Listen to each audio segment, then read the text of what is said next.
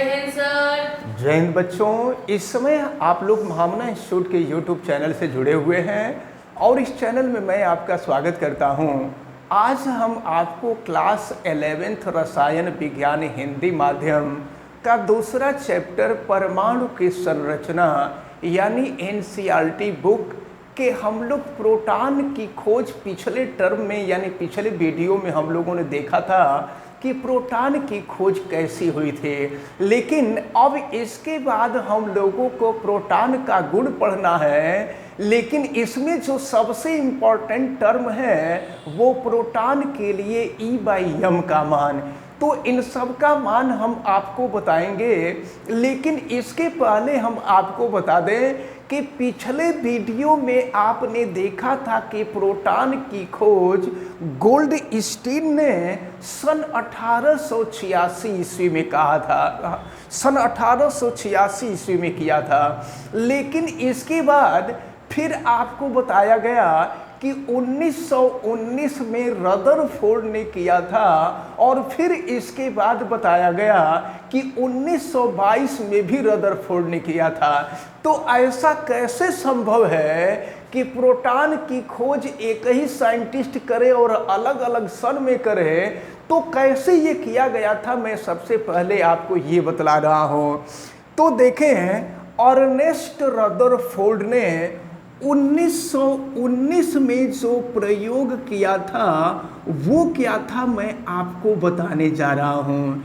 इन्होंने किया क्या था, सन 1919 की बात मैं कह रहा हूँ कि 1919 में क्यों कहा जाता है कि रदरफोर्ड ने प्रोटॉन की खोज सन 1919 में किया था। तो इन्होंने सन 1919 ईस्वी में किया ये था कि नाइट्रोजन के नाभिक पर अल्फा कण का बौछार कराया था। तो जब अल्फा कण का बौछार कराया तो ऑक्सीजन का समस्थानिक प्राप्त हुआ और इसके बाद एक कण यहाँ से निकला 1H1 और ये जो कण निकला था इस कण को ही प्रोटॉन कहा गया। तो 1919 में ये खोज हुआ था, यानी यहाँ से प्रोटॉन की खोज हुई थी और ये प्रोटॉन की खोज नाइट्रोजन से हुई थी। इसलिए कहा जाता है कि 1919 में प्रोटॉन की खोज रदरफोर्ड ने किया था। लेकिन इसके बाद सन 1922 ईस्वी में इन्होंने यानी रदरफोर्ड ने ही हाइड्रोजन से प्राप्त किया था प्रोटॉन को और गोल्डस्टीन ने इसके पहले ही 1886 ईस्वी में प्रयोग के माध्यम से, जिसको हमने पिछले वीडियो में आपको बताया था, प्रयोग के माध्यम से प्रोटॉन की खोज बताया था गोल्डस्टीन ने सन 1886 ईस्वी में। तो अब ये सारी चीज़ें हमें उम्मीद है कि बिल्कुल क्लियर हो गई होंगी कि रदरफोर्ड ने 1919 में क्या किया था, 1922 में क्या किया था और फिर गोल्डस्टीन ने 1886 ईस्वी में प्रोटॉन की खोज कैसे किया था। अब इसके बाद जो महत्वपूर्ण टर्म है वो है प्रोटॉन के लिए E/m का मान और प्रोटॉन की खोज। तो इन सब का हम लोगों को अध्ययन करना है। तो अब हम लोग प्रोटॉन के गुण पढ़ेंगे और प्रोटॉन के गुण में पहला गुण हम लोग पढ़ेंगे। देखिए, हम लोगों ने देखा था कि कैथोड किरणों से, जब कैथोड से कैथोड किरणें निकल करके एनोड से टकराती थी तो एनोड से कुछ किरणें निकलती थी जो सीधे कैथोड की तरफ आती थी।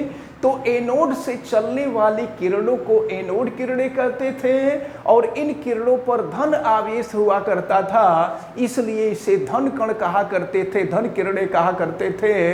और ये किरणें जिन छोटे छोटे कणों से मिलकर बनी थी उन्हीं छोटे छोटे कणों का नाम प्रोटॉन रखा गया था।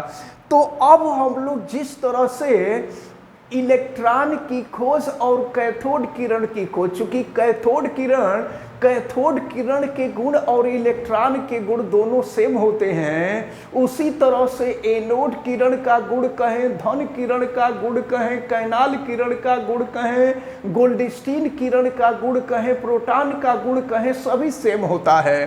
तो इसको भी अच्छी तरह से हमें याद रखना होगा। तो धन किरणें सीधी रेखा में चलती हैं, जैसे कैथोड किरणें सीधी रेखा में चलती थी, यानी इलेक्ट्रॉन सीधी रेखा में चलते थे, उसी तरह से प्रोटॉन भी सीधी रेखा में चलते हैं। तो पहला गुण ये रहा कि धन किरणें यानी प्रोटॉन सीधी रेखा में चलते हैं। और इसके बाद दूसरा गुण, दूसरी प्रॉपर्टी कैथोड किरण ये थी कि कैथोड किरण के कण द्रव्य कणों से मिलकर बने होते हैं, क्योंकि ये छेपड़ी पहिए को घुमा देते हैं। ठीक उसी तरह से प्रोटॉन जो होते हैं, या कह लीजिए धन किरणें जो होती हैं, ये भी द्रव्य कणों से मिलकर बनी होती हैं और ये भी छेपड़ी पहिए को घुमा देती हैं। इसके बाद हम तीसरे गुण पर आवे हैं, तो देखें ये एनोड किरणें वैद्युत क्षेत्र में विक्षेपित हो जाती हैं और फिर एनोड किरणें चुंबकीय क्षेत्र में भी विक्षेपित हो जाती हैं। एनोड किरणें फोटोग्राफिक प्लेट को भी प्रभावित कर देती हैं और फिर एनोड किरणें गैसों को आयनित भी कर देती हैं।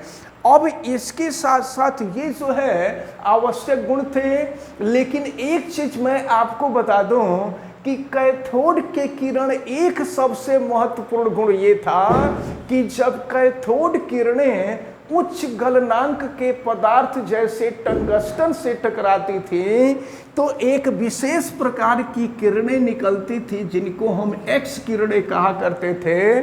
एनोड के अंदर ये गुण नहीं होता है, यानी कैथोड किरणें एक्स किरणें उत्पन्न करती हैं, लेकिन एनोड किरणें जो है यानी प्रोटॉन एक्स किरणें उत्पन्न नहीं करते हैं। इनको आपको अच्छी तरह से याद रखना होगा। अब इसके बाद हाइड्रोजन गैस से जो धन आवेशित किरणें प्राप्त होती हैं, उनके लिए प्रोटॉन के आवेश और प्रोटॉन के द्रव्यमान, चूंकि प्रोटॉन का आवेश इलेक्ट्रॉन के आवेश के बराबर होता है, अंतर सिर्फ ये होता है कि इलेक्ट्रॉन पर ऋण आवेश होता है और प्रोटॉन पर धन आवेश होता है। तो अब जो है E/m का मान निकाला गया प्रयोग के दौरान, और हम आपको बता दें कि यह E/m का मान जे थॉम्सन के द्वारा निकाला गया। प्रोटॉन के लिए भी E/m का मान, इलेक्ट्रॉन के लिए भी E/m का मान जे थॉम्सन के द्वारा निकाला गया।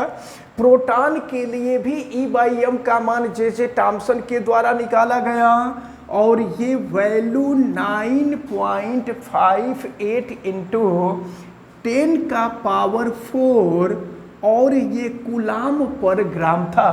इसको आपको अच्छी तरह से याद रखना होगा। ये प्रोटॉन के लिए E/m का मान था। अब अगर यहाँ से प्रोटॉन का द्रव्यमान हम ज्ञात करना चाहें तो देखिए प्रोटॉन का आवेश E होता है। अगर हम E में E/m से भाग दे देखिए तो E में E/m से भाग देंगे, m ऊपर चला जाएगा, तो E से E कैंसिल हो जाएगा, m ऊपर आ जाएगा। तो E जो है इलेक्ट्रॉन का आवेश होता है और ये हमें पता है कि 1.603 इंटू 10⁻⁻19 कूलाम होता है। और E/m का मान थॉम्सन ने बताया था और E/m की जो वैल्यू है ये 9.58 इंटू 10 का पावर 4 के इक्वल होता है। अब हम इसको सॉल्व कर लेते हैं तो ये होता है 1.6726 और फिर इसको सॉल्व करेंगे तो 10 का पावर -24 और ये ग्राम हो जाएगा। तो इस प्रकार से प्रोटॉन के लिए E/m का मान निकाला गया, जो कि एक बहुत ही महत्वपूर्ण टर्म है। और फिर प्रोटॉन का द्रव्यमान आप अच्छी तरह से याद रखे रहेंगे। प्रोटॉन का जो द्रव्यमान है ये 1.6726 इंटू 10⁻⁻⁻24 ग्राम के बराबर होता है।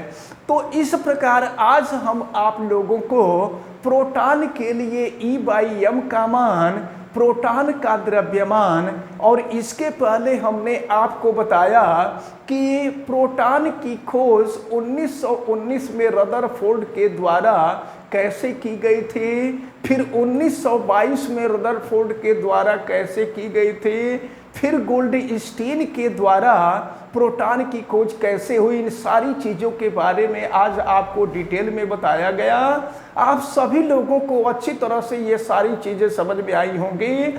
आप वीडियो को लाइक ज़रूर कीजिएगा, और अगर किसी प्रकार की कोई दिक्कत समझ में आती है तो आप हमें कमेंट करके बताइएगा भी।